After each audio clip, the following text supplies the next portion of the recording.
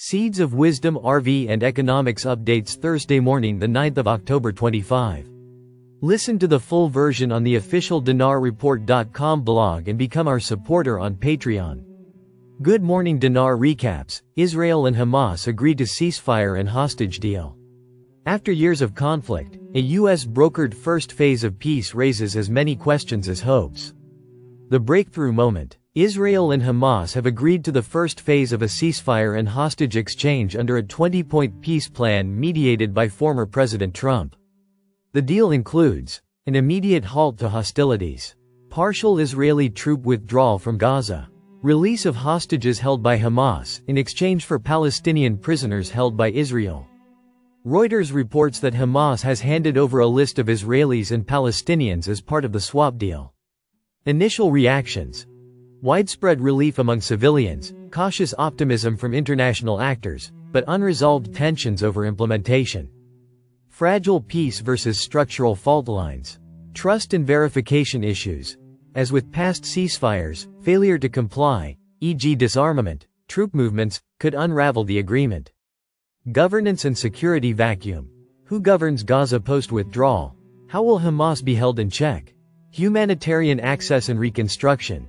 Ceasefire opens an entry point for aid, but rebuilding requires sustained security and capital flows. Regional spillover.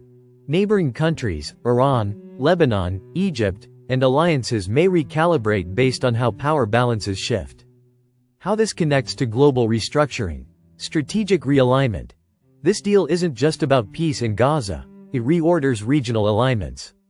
States will reassess their dependency on the US, Israel, or Gulf actors. Financial and humanitarian levers. Post-ceasefire reconstruction will require large-scale financing. Nations pushing de-dollarization or alternative systems will seek influence in that funding. Narrative of sovereignty. Governance of Gaza becomes a symbolic battleground over who sets rules, local actors or external powers. Precedent for conflict zones. If peace holds, this becomes a model for resolving deep-seated conflicts through mediated frameworks rather than military dominance. Why this matters. Key takeaway. This ceasefire agreement is more than a pause in fighting.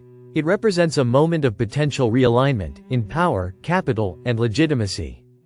If successfully implemented, it could shift how regional states fund, govern, and align their interests in the Middle East and beyond. But failure risks reigniting conflict and reinforcing the old order. Finance as battlefield. How war transformed global money. Conflict no longer just forces armies to march, it sends capital, credit, and reserves to the front lines. The new front line. Banking, sanctions and reserve seizures. In 2022, over $300 billion of Russia's central bank reserves were frozen under Western sanctions, arguably the largest financial seizure in modern history. That same year, more than 11,000 sanctions measures were imposed globally, weaponizing finance at scale. Beyond Russia, modern conflicts use SWIFT bans, asset freezes, payment system exclusions, and currency collapses as tools of economic coercion. What's being financed, and how? Gold and digital assets. In conflict zones, gold serves as a neutral reserve. Crypto donations to Ukraine exceeded $200 million. War Finance 2.0. Traditional tools like war bonds and taxes are augmented by sanctions regimes, trade restrictions, and digital flows. Weaponized trade and capital flows. Sanctions often provoke counter-sanctions, capital flight, and financial fragmentation. Financing the conflict internally. In crises like Sudan, rising gold prices have fueled smuggling and conflict financing to underwrite military operations, recent FT reporting. Structural shifts. The rules of money reordered. The dollar's dominance is under direct assault. Its share in global reserves has dropped toward approximately 60%. Over 130 countries are exploring or piloting CBDCs, partly as a response to financial weaponization.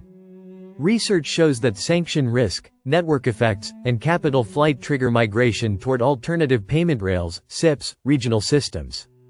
The U.S. has long used choke points, SWIFT, dollar clearing, tech embargoes, as a coercive overlay on globalization. Risks, inequities and unintended blowback. Collateral damage to civilians. Sanctions can destabilize health systems, supply chains, and aid flows. Liquidity shortages. States under sanction or conflict often struggle to access foreign capital or US dollar funding lines. Fragmentation over coordination. As each bloc builds its own rails, interoperability and cross-border liquidity become harder. Trust decay. Confidence in the universal rules of finance erodes when capital is weaponized unpredictably. Why this matters? Key takeaway. Finance is no longer passive infrastructure, it is now a strategic theater of war. Nations are being forced to design economic systems that survive conflict, sanctions, and fragmentation. The era ahead will reward those who control credit rails, reserve strategy, and payment sovereignty, not just military might. We stand at the threshold of a new global monetary architecture, built not on fiat dominance but on resilience, assets, and alternative networks. Listen to the full version on the official dinarreport.com blog and become our supporter on Patreon. Source: dinarrecaps.com